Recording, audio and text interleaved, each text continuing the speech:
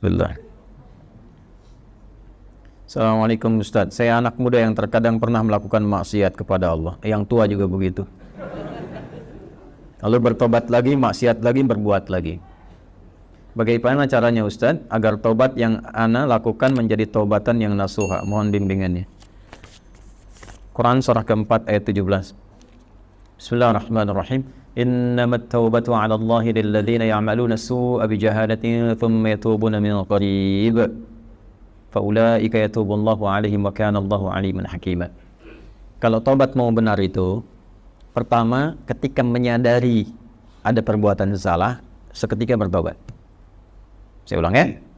Ketika menyadari ada perbuatan salah, seketika apa?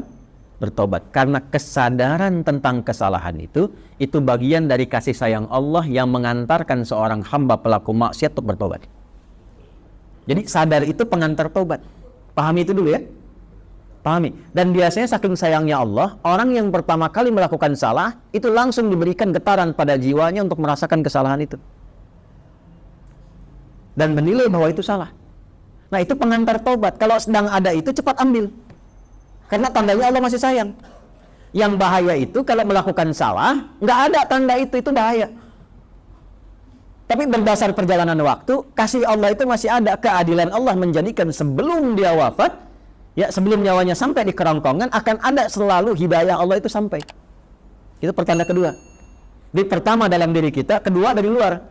Tiba-tiba dengar ceramah misalnya tentang taubat. Kok bisa Anda dengar itu? Nah, itu pertanda kedua. Kalau mendengar yang demikian, cepat ambil. Ya, itu rumusnya Quran surah 29 ayat ke-68. Walladzina jahadu fina lanahdiyannahum subulana. Orang yang cepat mengambil petunjuk dari kami, cepat dia ambil, kami bimbing dia menuju jalan-jalan kebaikan kami. Itu ya. Demi Allah saya katakan, sepanjang berbuat salah apapun, itu selalu ada getaran yang menyimpulkan itu salah. Ya, bahkan ada pencegahan dulu. Nggak percaya begini ya, nggak percaya.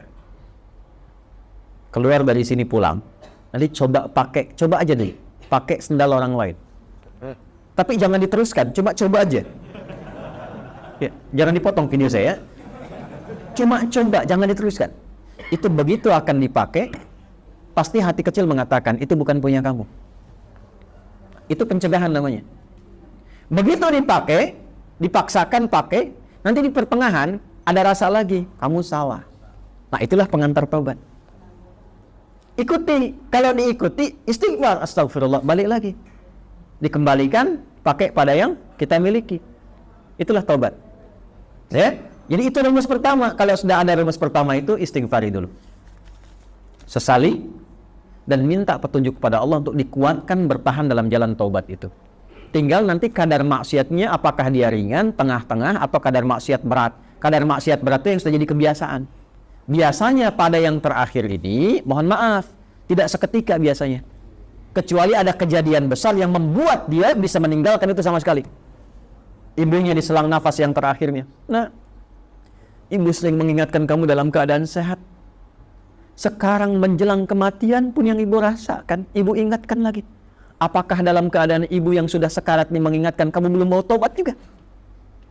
Maka dengan keadaan apa lagi mesti ibu ingatkan engkau? Bisa. Atau ibunya sudah meninggal, mengeluarkan wasiat, tulisan. Ya, diantaranya menasehati anaknya yang tidak pernah mau dengar untuk mendengar. Biasanya itu lebih kuat. Makanya disebut wasiat, pesan yang kuat, yang terasa lebih kuat dibandingkan dengan saat masih dalam keadaan sehat. Karena itu disebut dengan apa? Wasiat. Ya, wasiat itu bukan sekedar tentang harta. Ada wasiat terkait dengan kebaikan-kebaikan ibadah. Contoh Quran surah ke-2 ayat berapa? 133. Wasiat Nabi ya siapa? Yakub alaihi salam kepada anak-anaknya. Ya. Saya teruskan. Maka teman-teman sekalian, Bapak dan Ibu sekalian, kembali kepada pertanyaan yang telah disampaikan ini. Kalau Anda kebiasaannya yang berat, misal sudah tobat, dilakukan lagi. Tapi biasanya kalau sudah tobat, kadarnya lebih ringan. Maka rumusnya apa? Tobat lagi.